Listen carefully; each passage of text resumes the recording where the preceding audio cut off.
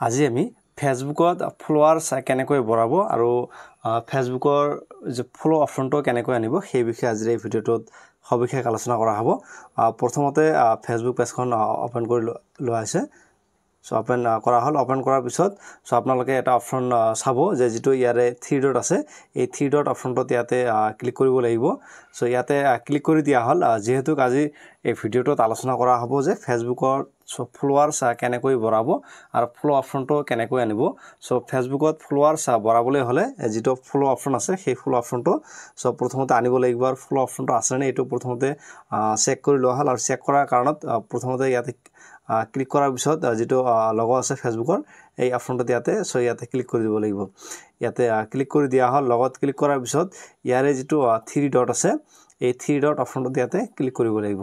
এই 3 ডট অপশনটো ইয়াতে again click কৰি দিয়া হল। সো ক্লিক কৰাৰ পিছত ইয়াতে অলপ স্ক্ৰল ডাউন কৰি আহিব। অহাৰ পিছত ইয়াতে এটা অপশন পাব যে ভিউ এজ বুলি এটা অপশন আছে। সো এই ভিউ এজ অপশনটো ইয়াতে ক্লিক কৰি দিব। ইয়াতে এগেইন ক্লিক কৰি দিয়া হল। তে ক্লিক কৰাৰ পিছত সো আপোনালোকে ইয়াতে চাব পাৰিব যে যেটো ইয়াতে অপশন কি আছে ফলো অপশন আছে। সো ইয়াতে ফলো অপশন আছে আৰু যি সকলৰ নাই কেনেকৈ ফলো অপশনটো আনিব সেই বিষয়ে আলোচনা কৰিম। আৰু ফলো অপশনটো আনিবলৈ হলে প্ৰথমতে যেটো বেক কৰি আহিব লাগিব। অহাৰ পিছত ইয়াৰে যেটো সেটিংস আছে এই সেটিংস অপশনটো ইয়াতে ক্লিক কৰিব লাগিব। সো এই সেটিংসত ইয়াতে ক্লিক কৰি দিয়া হল। তে ক্লিক কৰাৰ পিছত অলপ স্ক্ৰল ডাউন কৰি আহিব লাগিব। সো স্ক্ৰল ডাউন কৰাৰ পিছত সো ইয়াতে আপোনালোকে এটা অপশন পাব যে followers and public content. So followers and public কন্টেন্টত ইয়াতে ক্লিক কৰিব লাগিব। ইয়াতে ক্লিক কৰি দিয়া হল। এতে ক্লিক কৰাৰ পিছত সো আপোনালোকে ইয়াতে কেইটামান বস্তু পাব্লিক কৰি ৰাখিব লাগিব। সো অপশন আছে ইয়াতে who can follow me. So এটো পাব্লিক কৰি লব। সো এটো পাব্লিক কৰি লব। ইয়াতে যিমানখিনি আছে গোটেইকেইটা আপোনালোকে এইকেইটা পাব্লিক কৰি লব গোটেইকেইটা। সো এইখিনি পাব্লিক কৰাৰ পিছত বেক কৰিব। বেক কৰি অহাৰ পিছত ইয়াতে এটা অপশন পাব। সো এখানে অলপ ওপৰত যাব লাগিব। ওপৰত যোৱাৰ পিছত ইয়াতে চাব যে how people can find and contact you. So এই অপশনটো ইয়াতে ক্লিক কৰি দিব। ইয়াতে ক্লিক কৰি দিয়া হল। সো ক্লিক কৰাৰ পিছত ইয়াতে আপোনালোকে এটা অপশন পাব যে who can send you friend request. So ইয়াতে ক্লিক কৰিব লাগিব। ইয়াতে ক্লিক কৰি দিয়া হল। ক্লিক কৰাৰ পিছত ইয়াতে অপশন দুটা আছে এভৰিওয়ান আছে আৰু ফ্ৰেন্ডছ অফ ফ্ৰেন্ডছ। আপোনালোকে এভৰিওয়ান অপশনটো ইয়াতে ক্লিক কৰিব। ক্লিক কৰাৰ পিছত আপোনালোকৰ যেটো ফেসবুকৰ যেটো ফলো অপশন সেই ফলো অপশনটো আহি যাব। সো ইয়াৰ পিছত ফলোৱাৰ্স কেনেকৈ বঢ়াব আৰু ফলোৱাৰ্স বঢ়াবলৈ হলে আপোনালোকে ফেসবুকখন পেজখন খুলি লব। খোলাৰ পিছত যেটো সাৰ্চ আছে এই সাৰ্চ বক্সত গৈ তাতে সাৰ্চ কৰিব। সো ইয়াতে সাৰ্চ কৰি দিয়া হল যে FOLLOW ফলো টু ফলো। ইয়াতে অপশন কেইটা আহি গৈছে। আপোনালোকে ইয়াতে যিকোনো এটাত ক্লিক কৰি লব। সো ইয়াতে ক্লিক কৰি দিয়া হল ফলো টু ফলো। সো আপোনালোকে যদি ইয়াতে বহুত কেইটা গ্ৰুপ পাব। সো ইয়াতে চাব যিকেইটা গ্ৰুপত হাইয়েস্ট মেম্বাৰ আছে সেইকেইটা গ্ৰুপত প্ৰথমতে জয়েন হৈ লব।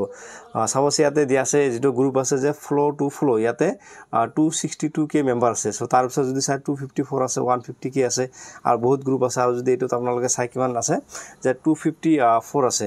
সো যিকোনো 4-5টা মান গ্ৰুপত জয়েন হৈ লব। জয়েন হোৱাৰ পিছত ইয়াতে জয়েন হোৱা হল। জয়েন হোৱাৰ পিছত ইয়াতে ক্লিক কৰিব। এতে ক্লিক কৰাৰ পিছত সো আপোনালোকে ইয়াতে ৰাইট সামথিং ইয়াতে আপোনালোকে লিখিব পাৰিব। লিখাৰ আগত আপোনালোকে দুই এটা বস্তু চাব যে ইয়াতে আমাৰ 2k ফলোৱাৰ লাগবে কেউ বিশ্বাস কৰে এগিয়ে আসবেন। সো আপোনালোকে ইয়াতে গৈ আপোনালোকে কমেন্ট কৰিব।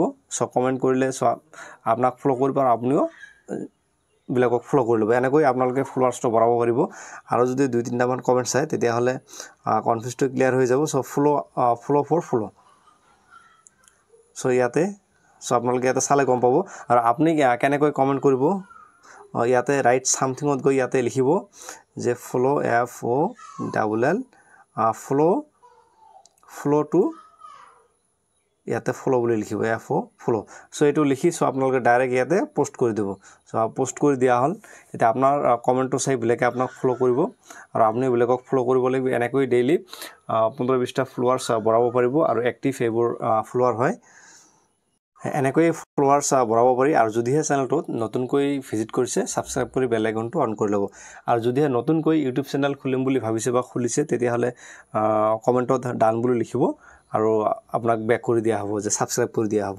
আৰু আপোনালোকে যিমানখিনি ভিডিও আপলোড কৰিব সেই ভিডিওবোৰ কমপ্লিটলি চোৱা হ'ব।